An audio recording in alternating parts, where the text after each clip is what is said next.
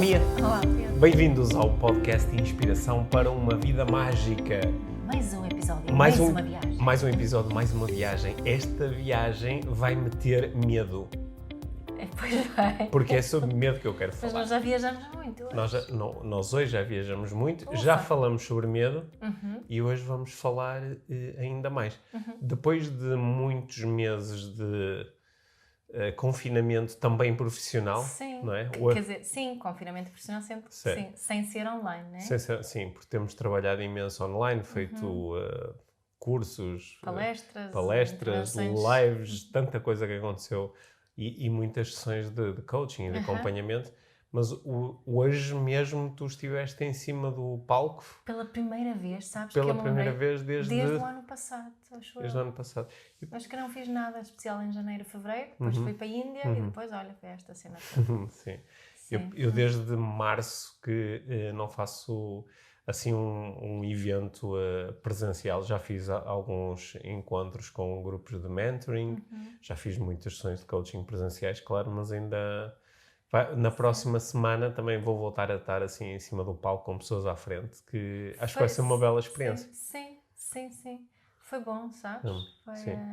Foi melhor do que pensava. Sim, mas não é nada disso, Não. ou não é sobre isso que eu quero falar. Eu quero falar sobre medo. Pois é, tu disseste que querias falar sobre Sim, e que eu queria falar hoje especificamente sobre medo. Nós aqui no podcast, não é, temos tido tantas conversas sobre desenvolvimento pessoal e que seria estranho nós não termos falado muitas vezes sobre medo, tal como fizemos. Não é? Porque o medo está muito presente na vida humana, na experiência humana, não é? Nós temos alguns medos que parece que já nascem connosco e temos alguns medos que nós vamos desenvolvendo conforme vamos crescendo e vamos aprendendo como é que a vida funciona, ou como é que nós achamos que a vida funciona, ou como é que nos parece que a vida funciona. E vamos desenvolvendo alguns medos. Alguns medos são extremamente racionais, ou seja, quando nós analisamos, pomos o medo debaixo de uma lupa, não é? Dizemos, ok, isto faz sentido. É um medo legítimo, digamos assim. É um medo legítimo, por exemplo, sei lá,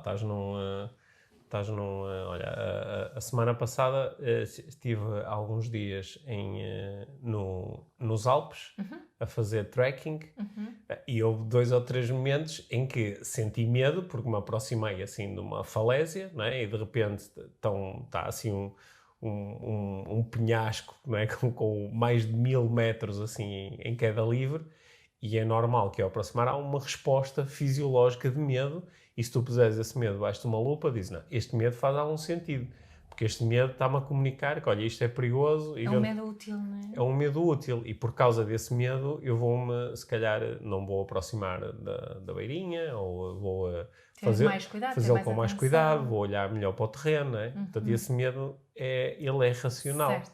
Não é?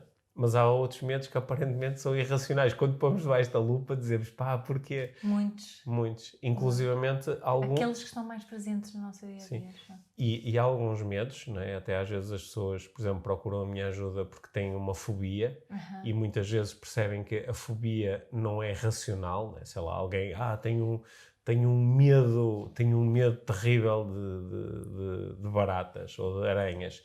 E eu sei que não é racional no sentido em que a barata não me vai comer, não é? A aranha não vai fazer assim uma coisa terrível. Só que eu sinto muito medo. E o medo, quando o sentimos, ele é real. Sim, mesmo independentemente daquilo que desperta o medo fisicamente e mentalmente é real. Sim.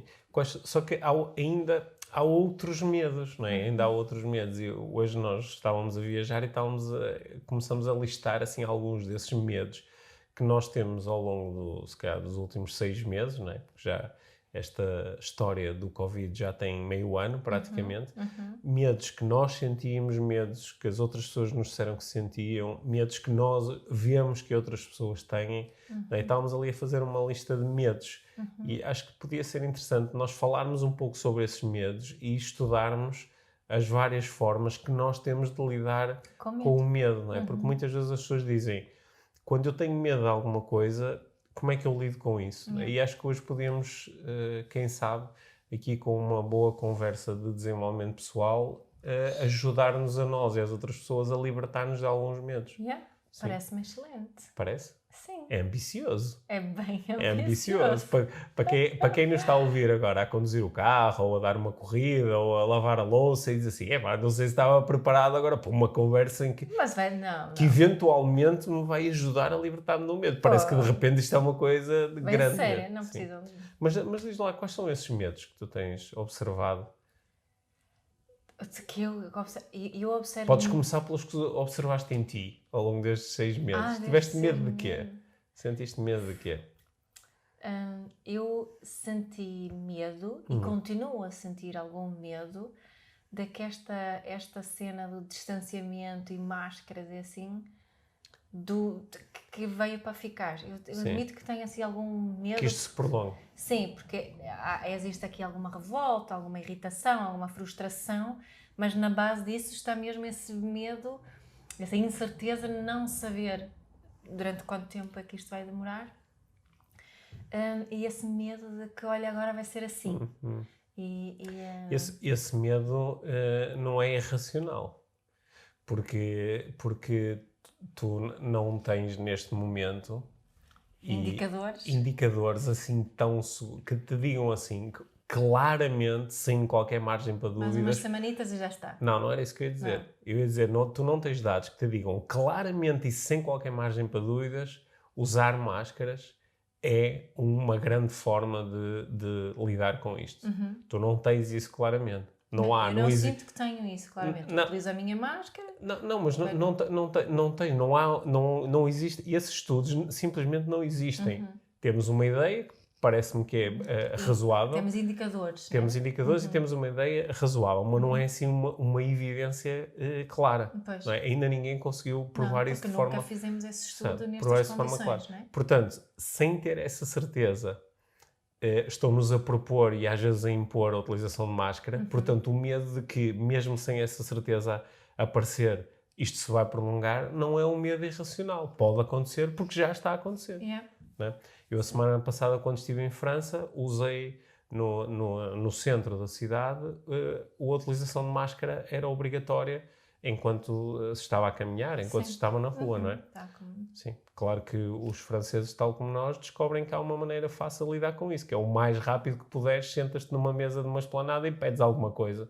Pedes um café e demoras 45 minutos a tomar o café. Eu li uma coisa porque enquanto tomas não há Covid. Exato. Não, estava a dizer que estava a pensar nisso, porque tenho passado, muita gente tem partilhado no Facebook que se as crianças estiverem a comer enquanto estão na sala de aula, não precisas de utilizar máscara. Eu estava a pensar, olha, vou mandar snacks para terem sempre. Não é? Assim não precisa. Mas então, agora distraído. Portanto, o medo de que o distanciamento social e a utilização de máscara se possa prolongar. Eu não estou a dizer isso, não estou a falar tanto da máscara em específico, mas este distanciamento, esse cuidado, esse medo do toque, que já agora noto que cada vez menos pessoas têm, não é? Que há aqui umas barreiras que quando ultrapassadas, sinto que as pessoas, ainda hoje, não é? Quando estava a fazer uma palestra, anotei, na plateia e quando as pessoas estavam a falar no intervalo que estão sedentas dessa. Mas isso, eu vejo isso e fico feliz porque vejo as pessoas estavam-se a aproximar e isso também faz com que esse medo seja um bocadinho mais... Não acalma o medo ao mesmo tempo, percebes? Até o momento, porque imagina se isto continua... Por onde é que vamos acabar? Esse medo é real para mim neste momento. Embora tenha aqui uma Mas série é só de esse?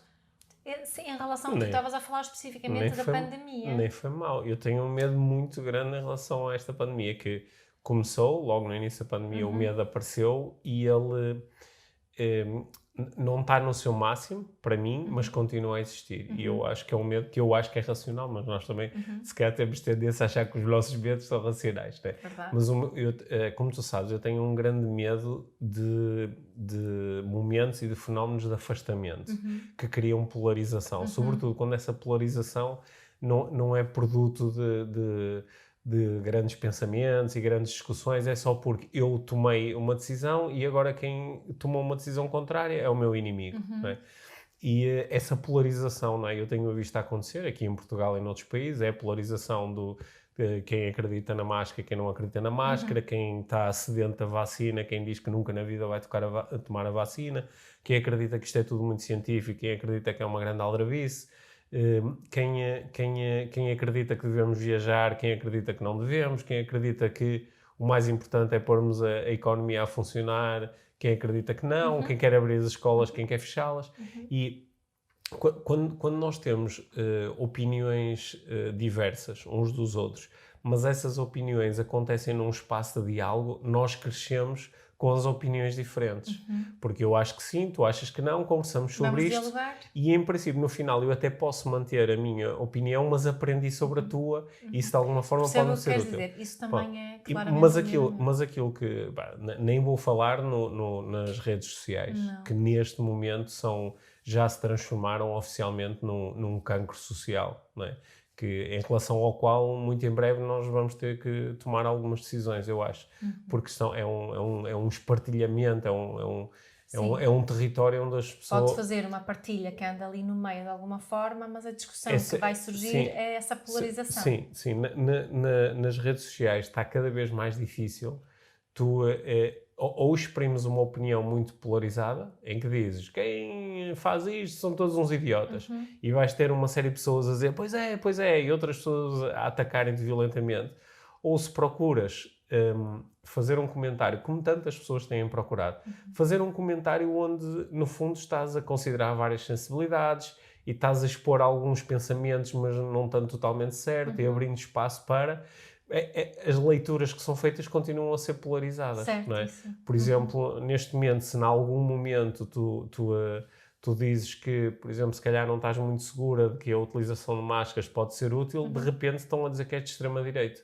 Sim, de repente estão-te a dizer que não te importas com as vidas dos outros. Sim. Estão-se a fazer essas leituras muito polarizadas. Ok, yeah. E isso assusta-me, porque a história mostra-nos que quando há leituras muito polarizadas, começa a haver despersonalização.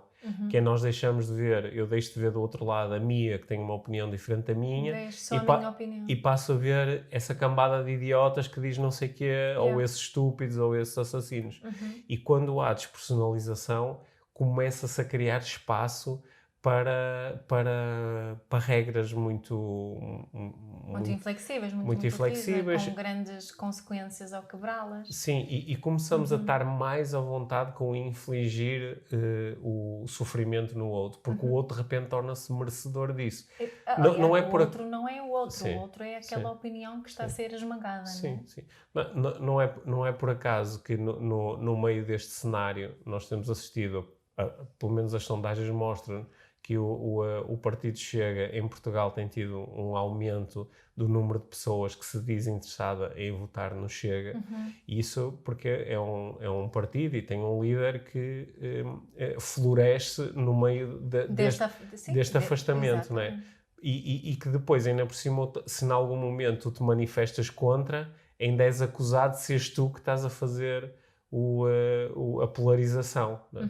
E és tu que não és democrata, o que é extremamente complexo. Aliás, acho que quem costuma acompanhar o nosso podcast sabe que nós, embora tenhamos as nossas opiniões e preferências políticas, raramente nos fazemos comentários assim muito específicos, porque isto não é um podcast de comentário político. Certo. Mas acho que eu pelo menos gostava de utilizar também aqui esta plataforma para propor a alguém que ao longo dos últimos meses tem sentido alguma aproximação em relação ao Chega, em relação a ideias como aquelas que são defendidas pelo Chega, que procurem pensar bem em tudo aquilo que está a ser proposto, na solidez inexistente daquilo que está a ser proposto. E também que olhem um bocadinho historicamente e naquilo que tem acontecido em outros países Certo, europeus, onde o padrão tem sido exatamente o mesmo, não é? E olhar também ao longo da história o que é que acontece quando nós começamos a utilizar muitas estratégias de divisão e lá está, de despersonalização. E ter cuidado com o argumento de precisamos de alguém que abane isto um bocadinho. Sim. É? Sim, porque nós já temos pessoas que abanam isto e abanam isto com consciência. Temos muita gente a fazer isso todos os dias. Certo. E por muito que custa algumas pessoas aceitarem, algumas destas pessoas que abanam isto todos os dias são deputados na Assembleia da República. Sim. E levam muito a sério aquilo que estão a fazer. E sabes uma coisa que eu acho que também é importante referir Alguns. aqui, porque em outros países no norte da Europa, por exemplo, há partidos equivalentes ao Chega. E se tu, como português, vivesses na Noruega, na Dinamarca, na Suécia... Tu eras o outro. Tu eras o outro. Sim. Tu eras o outro. Tu eras aquele que o partido não quer ter lá. Não só não quer, como iria associar a mim uma série de coisas muito más. Exato, não é? muito más. E eu ia ser despersonalizado. Exato. Nem sequer ia ser... Lá está, é disso que eu estou a falar. Isso. Eu não ia ser visto como o Pedro, que tem 3 filhos e que gosta de correr, e eu ia ser visto como o imigrante que está aqui a tirar-nos os empregos, ou como o iletrado do sul da Europa que vem para aqui cheio de doenças e de maus hábitos, não é? E, portanto, este é o meu... Agora comecei aqui a divagar um bocadinho, mas este é o meu grande medo no meio disto tudo. O meu grande medo não é o vírus em si. Esse não é o meu grande medo, porque o vírus, que ainda por cima é uma coisa que não é humana e nem sequer é realmente um ser vivo, né? Embora seja matéria orgânica, não é? Mas não é um ser vivo. O vírus pode nos atacar de fora para dentro, mas eu acho que os grandes problemas do ser humano são as coisas que vêm de dentro para fora. Yeah. Né? E o vírus pode prejudicar muito a saúde, especialmente de algumas pessoas, de quem tem a saúde mais debilitada, e claro que isso é assustador. Mas o vírus da divisão, o vírus do medo, o vírus da desumanização é um vírus que nos pode atacar a todos. Sim, sinto também que nós estamos aqui um bocadinho num turning point, não é? Porque ainda falta saber muita coisa, mas já se sabe bastante, não é? Portanto, e ao mesmo tempo parece que o medo para algumas pessoas o medo em relação a vírus em particular, parece estar a crescer e faz com que aumente essas coisas em relação às quais tu tens medo e eu também. Sim. Não é? Portanto, fica-se aqui um carrossel de medo que desperta medo, que desperta medo. Também há outro medo que eu tenho, que é um medo que é mais subjetivo, que é o medo da estupidez. É subjetivo porquê? Porque... Estupidez ou ignorância. Sim, o medo da estupidez ou da ignorância é muito subjetivo, porque eu posso dizer que tenho medo da estupidez e da ignorância de quem faz isto e aquilo, e essa pessoa pode considerar que eu é que estou a ser estúpido e estou a ser ignorante e, portanto, também sentir medo disso.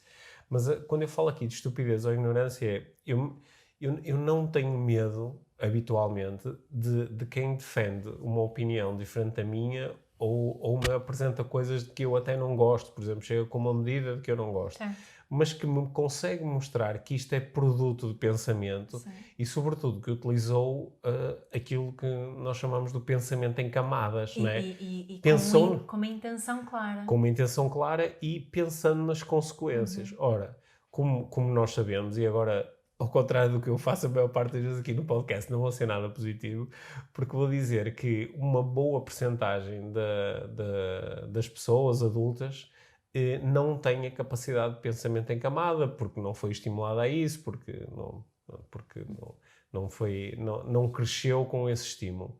Então tem muita... Nem foi estimulado na escola. Não é? Nem foi. Então tem muita dificuldade em pensar em, se eu fizer isto, depois vou ter esta consequência, esta consequência, esta consequência. E pensa só na consequência, normalmente imediata e imediata para si mesmo. Certo. Pronto. E quando nós temos muitas pessoas que não conseguem pensar em camadas, nós criamos o espaço para acontecerem coisas estúpidas e acontecerem coisas ignorantes. Não é? E quando isso acontece, não é? nós ficamos sei lá, nós podemos ir num barco e de repente o barco começa a meter um bocadinho de água e alguém diz, precisamos de tirar peso ao barco, não é? E atiramos os remos fora, atiramos os baldes fora, atiramos tudo fora, não é? E sem pensamento em camada, ok, tu fizeste uma coisa boa, que é o barco está a meter água e como tu tiraste peso, em Ficou princípio, mais leve. e ele vai meter água um bocadinho mais devagar. Só que se pensares em camadas, não é? Acabaste provavelmente de te condenar à morte. E esta estupidez ou esta ignorância, eu provavelmente sou muitas vezes estúpido e ignorante, porque um dos problemas da estupidez e da ignorância que não a reconhece em ti. é que o próprio não a reconhece, não é? E quando nós começamos a ver isto muito a reinar, às vezes eu não sei se aquilo que a pessoa está a dizer, se é mesmo assim, se é melhor, mas ela consegue mostrar, olha, eu pensei isto e depois pensei que isto vai provocar isto e isto vai... Mas a diferença aqui também que é que se a pessoa te disser isso e estiver aberta a um diálogo, Certo. não é? Isso já é um ótimo sinal, não é? Sim. Ok, vamos falar sobre isso. É como... Porque nós podemos fazer um zoom para a família, não é? E utilizar a família como um objeto de estudo para estudarmos essas... Tipo um microcosmos. Um microcosmos, não é? Um pai e uma mãe que têm um pensamento em camadas e um pai e uma mãe que não têm. Certo. Não é? Um pai e uma mãe que têm um pensamento em camadas vão perceber que se eu der um estalo ao meu filho, ok, eu posso parar esta situação agora, mas tem estas consequências. Quem não tem vai só dar a palmada, resolveu a situação e já está, não é? Certo. E não pensa nas consequências para a criança da autoestima, de perceber o valor próprio, da relação que têm, da capacidade de resolução de conflitos, da capacidade de pensar sobre o que fez ou não, e por aí fora. Porque uma das dificuldades desta ausência do pensamento em camadas é que quando, por ausência do pensamento, geraste problemas, quando os problemas acontecerem, tu não consegues fazer um backtracking e dizer assim, pois é, agora o barco está a meter água e nós não conseguimos tirar a água porque deitamos fora os utensílios. Tu não tens esta capacidade. Está a meter água e tu vais encontrar... O primeiro pensamento que te ocorra passará a ser o pensamento que agora é vigente. Sei lá. Quem foi o gajo que disse não sei o quê? Então a culpa é desse gajo, é pô-lo fora do barco. E não consegues sequer fazer o pensamento em camadas, nem para a frente, nem para trás. Portanto, esse é o meu medo. Não é? Como é que se combate esse medo? É estimulando, é dando exemplos, é no fundo ensinando e educando. Só que quando as pessoas já estão numa idade adulta, quando tu chegas como educador ou como inspirador ou como pessoa que está a partilhar, se eu tiver ativado a minha estupidez e a minha ignorância, eu vou-te ver a ti como tu é que és o estúpido ou ignorante, não é? Não é por acaso que quando nós temos um cenário onde muitas pessoas estão dentro deste círculo fechado da estupidez e da ignorância, quando chega alguém com muito conhecimento, tipicamente essa pessoa é atacada. Os livros são queimados, os intelectuais são assassinados ou afastados, não é? Ou são ridicularizados. E nós estamos a... Lá vou eu falar do meu tema favorito. Nós temos o Donald Trump da vida, não é? Que é um exemplo da estupidez e da ignorância, que de repente quando aparece alguém cheio de ciência, sei lá, a falar sobre o aquecimento global ou sobre a economia, ele acha sempre que essa pessoa é que é estúpida, essa pessoa é que é ignorante, não é? Sabes quando é que eu senti isso na pele, esse medo e receio também, que foi há algum tempo atrás, quando pensei em desistir da minha profissão. Quando se apanhou lá na revista Sábado Online, que pegaram num artigo meu e colocou aquilo que eu dizia que se tinha que pedir autorização à criança, um bebê, antes de trocar a fralda. Não foi bem isso que eu disse, e aquilo estava dentro de um artigo, mas eu li alguns dos comentários que foram escritos sobre mim nas redes sociais. Sim. E esses comentários foram... Eu agora estou a falar de mim, podia falar de outra pessoa noutra situação, não é? Daquele que disse que não se podia obrigar a criança a dar um beijo na avó, outra pessoa qualquer. Mas o que tu vês na grande avalanche, não é? No grande tsunami dos comentários, é esta falta de capacidade de pensar em camadas. Sim. Não é? E até de ler a primeira informação antes de criar um analfabetismo funcional muito grande. Então, falamos aqui um bocadinho dos nossos medos, essas coisas que nos assustam.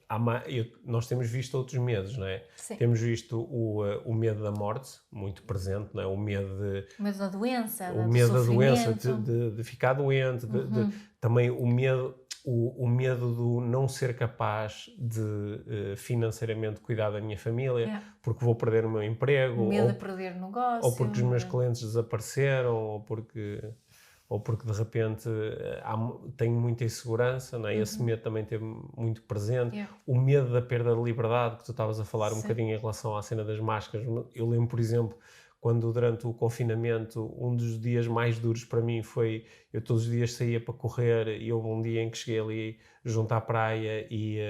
Tinham fechado os acessos. Os acessos à praia estavam fechados e depois no dia seguinte os acessos ao passadiço estavam fechados e depois no dia seguinte os acessos à reserva natural estavam fechados e de repente eu até me lembro que eu acho que tive um mini ataque de asma porque comecei a sentir assim tipo uma cena a fechar-se à minha volta e sem uma razão aparente. Não havia contágios aqui na zona, não havia problema nenhum. Não é que aqueles sítios estavam cheios de gente. E não havia absolutamente ninguém. Eu ia correr para o passadiço durante 1 hora e encontrava 2 ou 3 pessoas. Mas esta ideia de fecha, criou aqui um medo da liberdade. E esse medo também, acho que tem estado... esse que estou a falar. E esse medo também tem aparecido quando se começam a falar de apps que vão monitorizar isto ou aquilo, ou da polícia ir à tua casa ver o que é que tu estás a fazer, ou saber com quem tu falaste.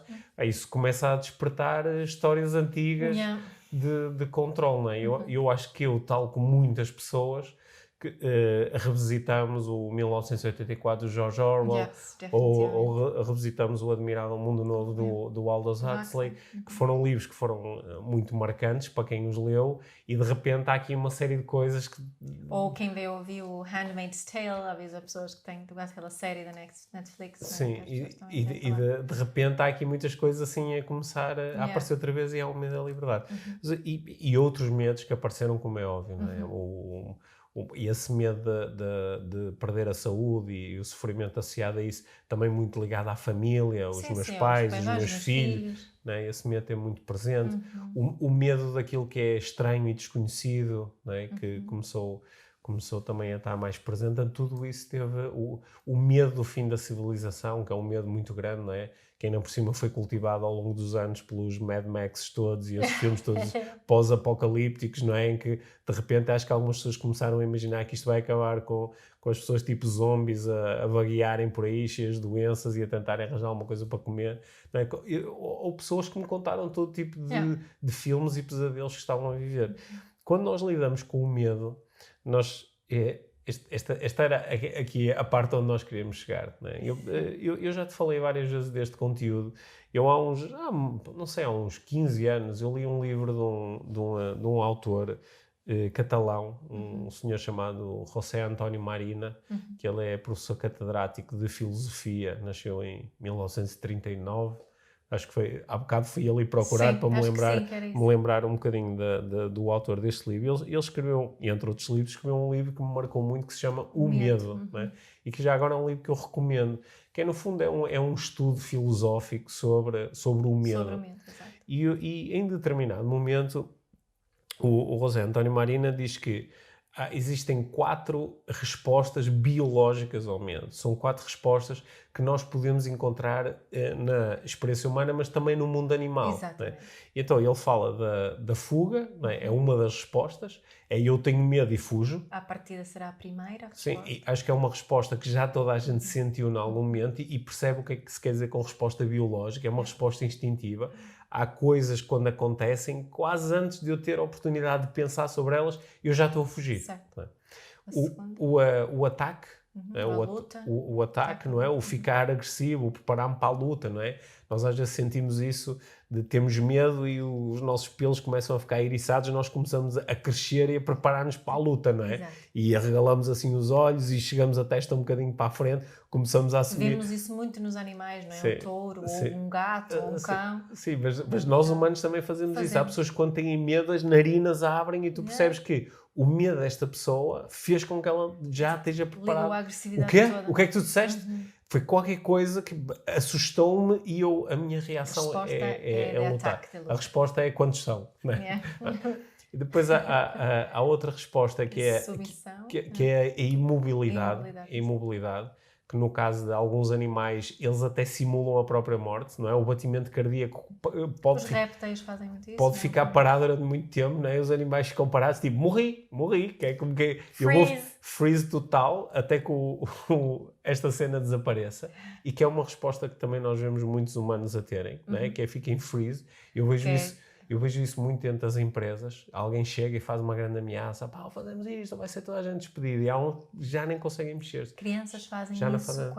quando os adultos se tornam muito agressivos, às vezes podem Sim. ficar nesse estado. Ficar doente. Ficar doente, mas também alguém que é atacado de alguma forma, ou uma mulher que está a ser violada, aqueles momentos em que se diz que porque é que ela não lutou? Entrou em freeze. Entrou em modo de freeze, não é? Sim. Portanto, isso também é uma resposta biológica. É uma resposta biológica que aumenta muito a probabilidade de sobrevivência. Sim. E há uma quarta que tu já adiantaste há pouco, que é a submissão, que é quando isto não é igual ao freeze, porque o freeze é eu não faço nada, a submissão é, eu faço tudo, o que me mandam fazer. Eu faço o que me mandam fazer, não é? E as crianças também Sim. fazem muito. E acho que para quem nos está a ouvir podem se lembrar, por exemplo, às vezes os cães têm muito medo e põem o focinho entre as patas e que é tipo, eu submeto-me, às vezes quando estão perante um cão maior no meio de uma luta e eles têm tanto medo que agora vou morrer ou uma coisa do género, que uma resposta é submeter-se, não é? E aliás é uma resposta que nós vemos, tu que falas tantas vezes da palmada e da utilização da violência com crianças, elas às vezes submetem-se. Sim. E nós lemos por isso que funciona. E nós lemos essa submissão, essa obediência como uma coisa positiva. Como uma coisa positiva, mas na realidade é medo. É uma resposta biológica ao medo. E o que acontece fisiologicamente no corpo, como resultado dessa resposta, não é nada positiva, porque os níveis de stress são altíssimos e isso é prejudicial para a saúde no geral. Para a saúde e para o desenvolvimento da criança. Exato, não é? Exato.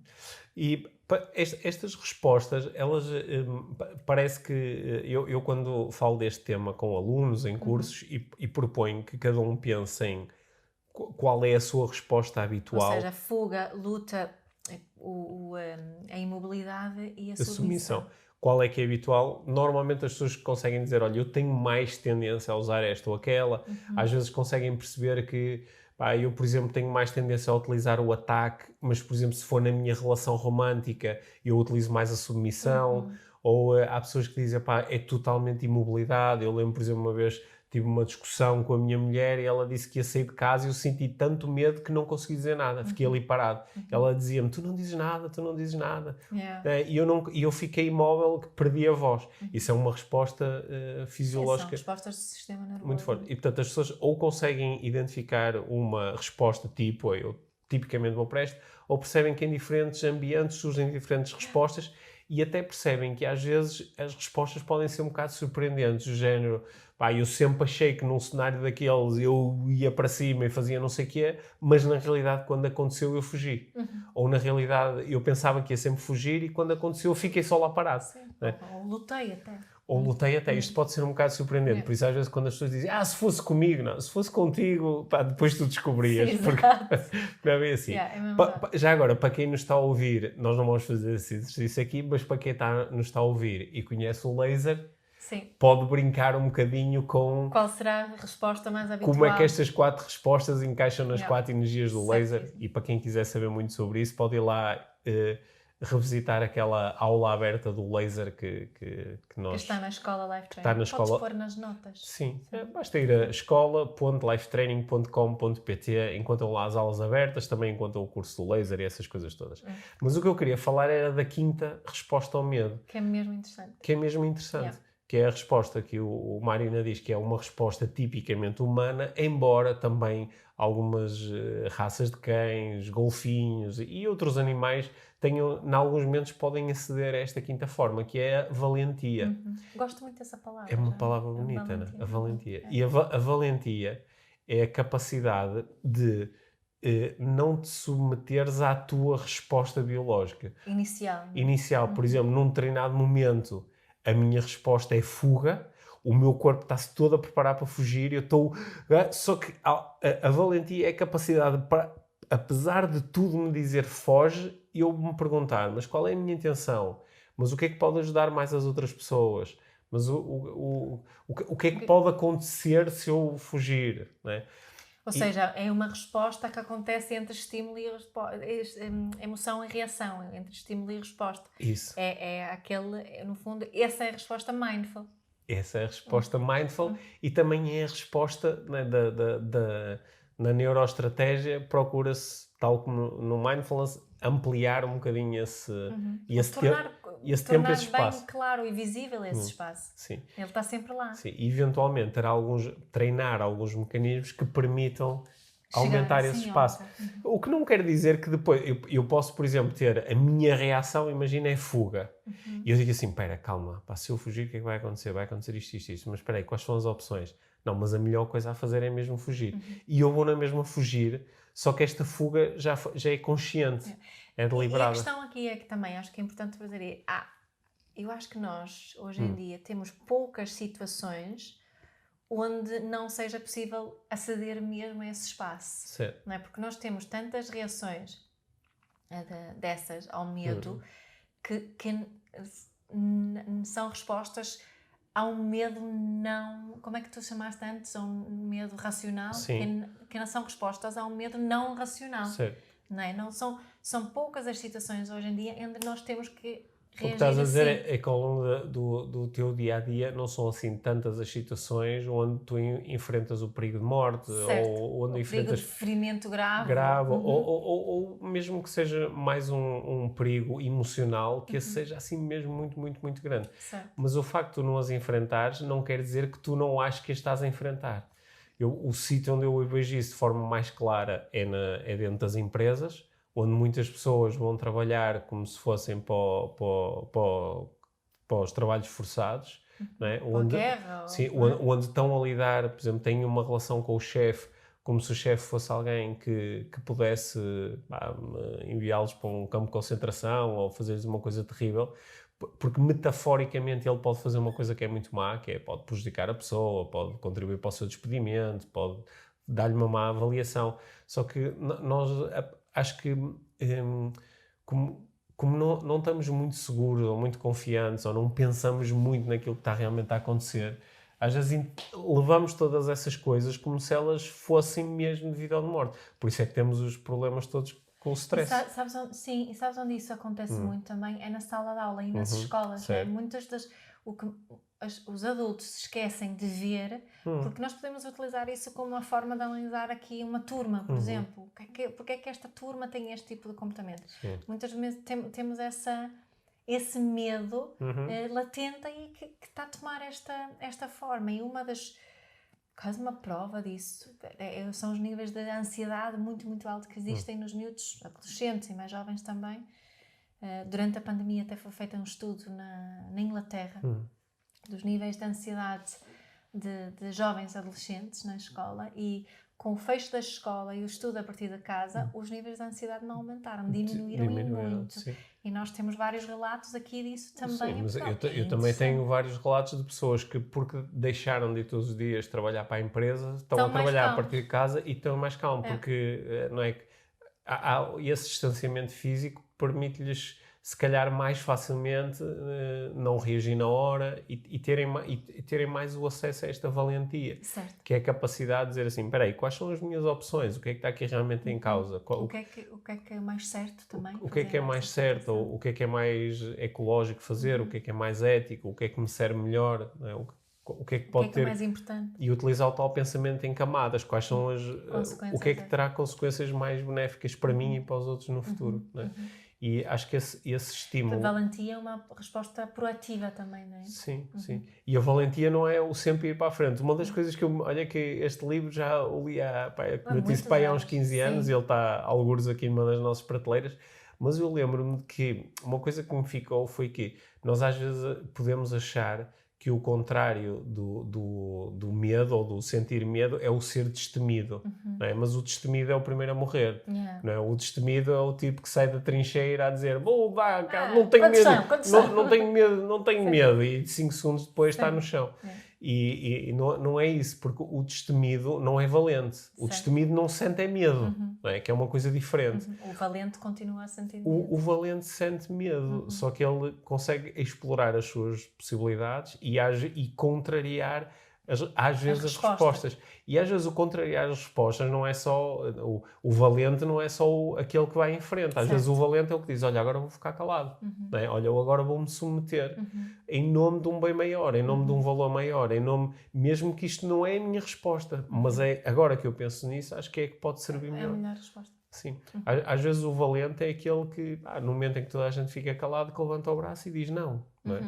O valente é aquele que às vezes põe em causa a sua segurança para proteger a segurança dos outros. Não é? E nós podemos...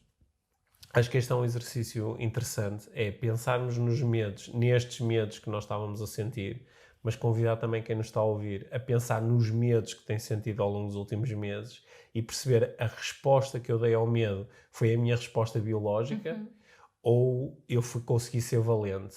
Né? Porque houve momentos em que a minha resposta não foi muito valente. Houve momentos em que, por exemplo, a minha resposta foi de fuga. Foi dizer, opá, não consigo lidar com isto. Tipo, desligo as cenas e vou-me afastar e vou correr e não quero saber, não quero pensar mais nisso. Isso é uma fuga. Né? Que lá está, pode ser uma resposta muito boa, que é criar um espaço para mim. Mas em alguns momentos não foi. Era só a fuga, era só uma fuga. E acho que houve outros momentos em que consegui aceder a ser mais valente, a conseguir manifestar-me. Por exemplo, às vezes ser valente é quando tens alguém à tua frente que te está a atacar violentamente, tu conseguires utilizar uma resposta que não seja de contra-ataque, que seja, por exemplo, uma resposta de amor. As respostas de amor são tipicamente respostas valentes. A não ser que sejam respostas daquelas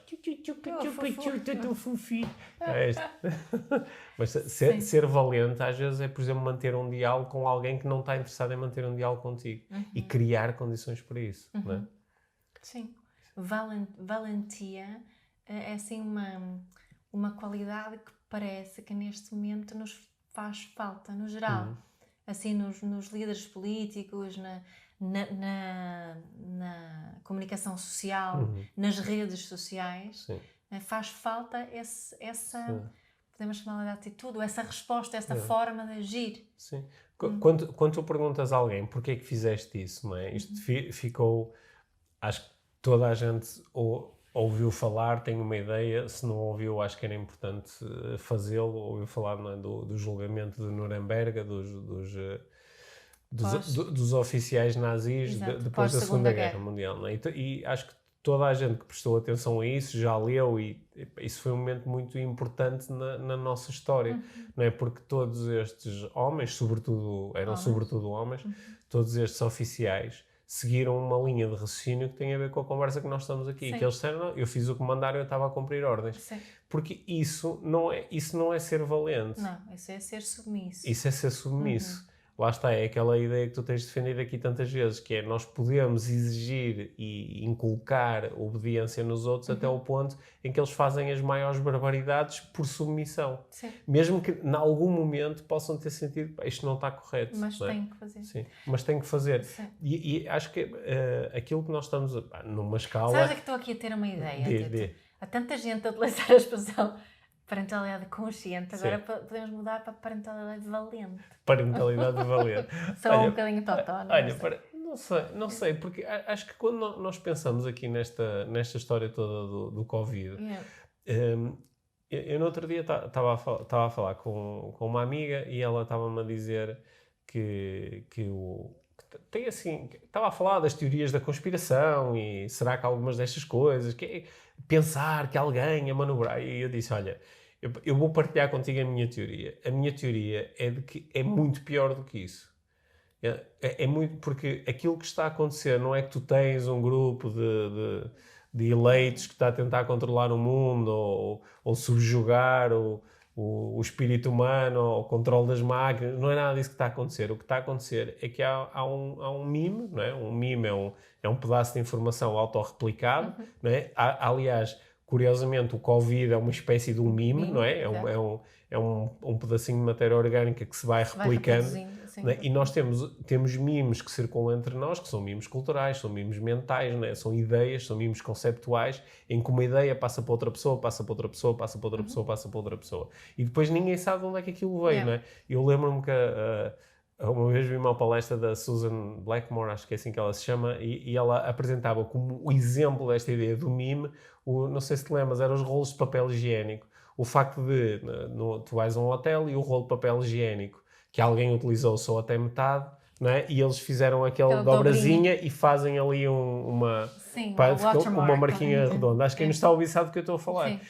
Quem é que começou essa cena? Ninguém sabe. Porquê é que se faz essa cena assim, dessa forma em todo lado? Ninguém sabe. Mas ela tinha exemplos de hotéis em todo o mundo, nos 5 E continentes. todos fazem isso. E lá em África, na Ásia, na Europa, em todo lado, e lá estava aquele. Isso é um mimo, que é um pedaço de informação que se foi autorreplicando, alguém vê e copia, mas não tens propriamente uma entidade que diz agora vou arranjar agora vou arranjar um esquema para toda a gente no mundo ter o papel higiênico assim desta forma, não é? E as respostas ao medo são muitas vezes mimos em ação. E aquilo que nós vimos, por exemplo, dos governos irem replicando, não, se os outros fizeram é melhor nós fazermos também igual. É uma espécie de mimo. Sim, né? é porque é uma resposta pouco valente, não é? A Suécia ficou aqui muito isolada porque teve uma resposta que foi Diferente, pelo menos. eu acho que foi valente. Eu acho que foi valente. Houve outros países que tiveram respostas parecidas com as da Suécia, mas não por valentia, mas sim por ataque. Que é, não, eu é que sei, isto não é nada, e eu é que mando. Eu mando o Covid embora. Não é? E, Covid, tu não mandas em. mas este mime de, não, se os outros estão a fazer, eu também tenho que fazer porque senão fico isolado e depois de quem é a culpa, não é? Hoje eu estava a conversar sobre isso, porque nós temos 600 mil miúdos em Portugal neste momento que praticam desportos e que não têm competições, porque se decidiu parar todas as competições. Embora não hajam de todo, não há nada nos países onde os miúdos estão a competir, isto não está a provocar casos de contágio aumentados. Só que é o medo, lá está, é melhor eu jogar pelo seguro e não pôr os meus miúdos a competir, é melhor é melhor eu chutar isso para alguém. Alguém que toma a decisão. Alguém que seja valente e tome uma decisão, mas não vou ser eu porque eu tenho medo, então prefiro fazer a imobilidade. Vou fazer a imobilidade. E há demasiadas pessoas a praticarem imobilidade. E quando tens demasiadas pessoas a praticarem imobilidade, as coisas param todas, mas ninguém sabe porquê. Sim. Por exemplo, nesta questão em relação ao desporto dos jovens, as próprias federações parece-me que podiam se mexer mais. Ou as pessoas à volta, não sei. Toda a gente se podia mexer um pouco mais, só que lá está, ficamos imóveis porque é uma resposta ao medo. Mas touradas, é fantástico. Sim, o pessoal das touradas não ficou imóvel. Sim. Nem os touros que, lá está, eles não conseguem, têm dificuldade em usar a valentia, porque os touros utilizam a resposta biológica. Quando são picados e sentem medo, respondem com o ataque. Por isso é que depois conseguem ser explorados. E não queria falar muito sobre tourada, porque é das coisas onde eu tenho mais dificuldade em compreender que não é? Que tenho dificuldade em compreender que esse ato sádico seja valorizado como uma tradição cultural. Sim. Sim. Bom, estamos a chegar ao fim. Continuando. Olha, eu acho que eu hoje falei muito durante a nossa conversa, porque estava mesmo com vontade de revisitar e deixar aqui. Eu gostei muito que fizeste isso na nossa viagem e depois fiquei aqui a pensar nisso, porque este conteúdo encaixa tanto nas minhas áreas de paixão, não é? Tanto o mindfulness é essencial neste processo e olhar para estas 5 possíveis respostas à luz da parentalidade, tanto das nossas respostas como pais. O que é que eu faço? Não é? Porque muitas vezes os pais estão cheios de medos que o meu filho vai lhe correr bem na escola, que ele vai ficar doente, que ele não vai ter sucesso, que não vai estudar na faculdade. Portanto, a parentalidade por si só carrega imensos que não vai medos. gostar de mim. Que não vai gostar de mim, ou que vai sair do país, que vai mudar para outro país, ou que não tem a sexualidade que eu desejo. Ou que não vai ser feliz. Tantos medos, não é? E podemos olhar para estas 5 respostas, tanto como as nossas respostas a esses nossos medos, como podemos olhar para as respostas dos nossos filhos, como eles estão a interagir connosco, muitas vezes através do medo e através de algum desse tipo de comportamento.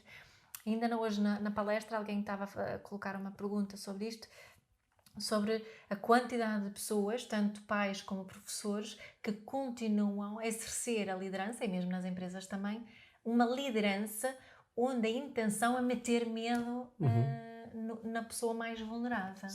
Não é? Ou seja, vamos ter muitas respostas, onde a nossa intenção é meter medo, as respostas a esse medo podem tomar muitas formas diferentes. Sim, porque o medo não é uma boa, não é uma estratégia, é uma estratégia de controle, mas tu só consegues controlar alguém que já está controlado pelas suas respostas automáticas. Exato. E que tu sabes, eu vou assustar este tipo e ele vai ficar aqui furioso e vai fazer aqui uma cena qualquer e isto depois vai ser mau para ele, ou vou assustar este tipo e ele vai ficar ali, nem vai mexer, nem sabe o que fazer, ou vou assustar este tipo e ele vai fugir, amanhã está doente e não aparece, ou vou assustar este tipo e ele baixa a bolinha e faz tudo o que eu lhe mando. Que é essa a intenção muitas vezes na parentalidade e educação. Que é muitas vezes, mas se do outro lado tu tens uma pessoa que é valente, para começar tu não consegues antever muito bem qual vai ser a resposta. Pois. Porque a resposta vai ser um pouco mais inteligente, vai ser perante estas possibilidades, qual é a melhor agora, não é? E às vezes de repente não estavas à espera e esta pessoa faz de frente,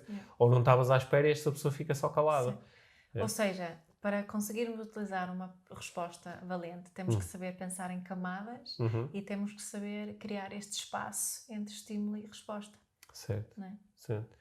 Sabes uma coisa que eu estava aqui a ver? Isto foi um pouco inesperado, porque estava-te a ouvir agora a falar, a fazer mais este tipo de resumo, e estava a pensar nas aulas abertas que nós fizemos nos 2 últimos meses. E estava a pensar que o tema era medo e as respostas ao medo, mas nós falamos de coaching, falamos de neuroestratégia, falamos de parentalidade, falamos de mindfulness e até falamos do laser. Yeah. Né? E achei interessante como estes conteúdos todos, no fundo, eles são tão complementares e nos permitem falar destas coisas todas. Sim. E já agora, não é bem o tema desta conversa, mas às vezes as pessoas dizem-me assim, eu ouço as vossas conversas no podcast e gosto daquilo que vocês dizem, ou dos primos que vocês adotam, e às vezes, muitas vezes é surpreendente, ou outras vezes até já começa a apanhar mais ou menos o tipo de comentários que vocês vão fazendo, não é? E de onde é que vem isto tudo? Não é? Vocês são especiais, ou não? E não, nós estamos de facto a utilizar um conjunto de conteúdos que nós aprendemos e acho que procuramos pensar e rever os nossos conhecimentos nestas áreas, mas eles são basicamente estes que pusemos aqui em cima da mesa, com mais 3 ou 4 inputs fortes que nós utilizamos também, ou a hipnose, ou a comunicação não violenta. Essas coisas estão todas assim muito presentes, não é? Tu andas agora muito a trazer para a teoria polivagal, também muito para dentro que encaixa nesta questão do medo. Que encaixa totalmente nesta questão do medo. E, portanto, esse conhecimento todo, como começa a ficar assim um pouco organizado, permite que de uma forma muito intuitiva e muito espontânea nós possamos relacionar-nos com vários temas do desenvolvimento pessoal, que são os temas da vida, assim de uma forma que possa ser um pouco mais consistente, que possa ser um pouco mais eficiente também, e no fundo é isso que nós estamos aqui a fazer. Portanto, o que é que devemos fazer? Olhar para os medos que temos neste momento e procurarmos ser valentes em relação às respostas que temos em relação a esses medos, não é? Sim. No fundo é esse o resumo que queremos fazer aqui. No fundo é esse o resumo. Esse é o convite, esse é o trabalho de casa. Esse é o trabalho de casa. E acho que este é um bom trabalho de casa para ser partilhado aqui connosco. Sim, mesmo, por favor. Sim, para escrever nas redes sociais do podcast. Sabes o quê? Também para nós, juntos, sermos valentes aqui para... Tu falaste do teu medo da polarização, porque o que eu sinto muito que a nossa resposta, muitas vezes, é a resposta de quase da fuga, da pai, já não aguento mais. Isso não é, muitas vezes, não é uma resposta valente, não é? É mesmo uma resposta de desistência também, e tenho reparado que muitas pessoas sentem igual a nós. Portanto, também para utilizarmos esta conversa como um incentivo de procurarmos ter mais partilhas, discussões, diálogos valentes e não polarizados, certo. mas diálogos e respostas que possam incentivar o pensamento em camada sem estarmos a atacar o outro e julgar o outro e achar que o outro é um idiota, não é? Seja qual for a opinião, mas eu acho que sinto isso é também o convite para nós, não? É o convite para nós. Yeah. Acho que durante os próximos dias podemos aproveitar o balanço desta conversa e escrever mais sobre isto nas redes sociais.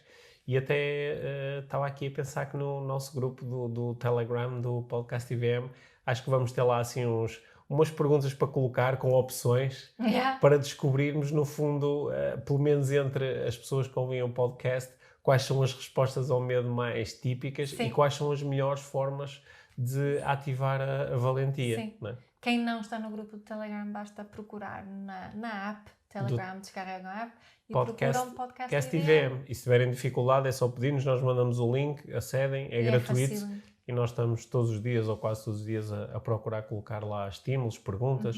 E também é uma forma fácil, às vezes, que os ouvintes têm de nos colocarem alguma questão, ou sobre o episódio, ou sobre os nossos cursos, ou sobre outra coisa qualquer. Sim. E nós andamos quando por lá. Quando fizerem partilhas nas redes sociais, taguem-nos para nós sabermos. O podcast IVM. Pode ter sido com os 2 últimos episódios, aumentou muito o número de partilhas. Obrigada, nós agradecemos. É mesmo muito bom, até porque estamos a ter novamente assim, uma vaga de novos ouvintes do podcast, que é espetacular. Lembrem-se de pôr, de subscrever quem ouve no Apple Podcast, para pôr lá o subscrever, para pôr lá um review, no Spotify também, porque isso aumenta a visibilidade do podcast. Sim, não é? E mais pessoas podem ser convidadas a ter respostas valentes através deste episódio. Olha, uma coisa que eu tenho achado muita piada nos últimos meses é que mais e mais pessoas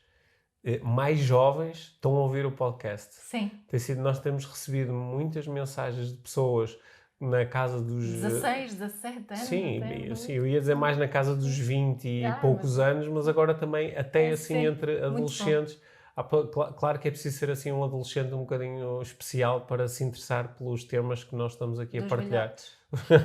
Pelos temas que estamos aqui, e acho que é espetacular, porque a maior parte das pessoas que chegam até aos cursos de coaching, neuroestratégia, não é? Dizem, eu gostava era ter sabido isto quando tinha 14 ou 15 ou 16 anos.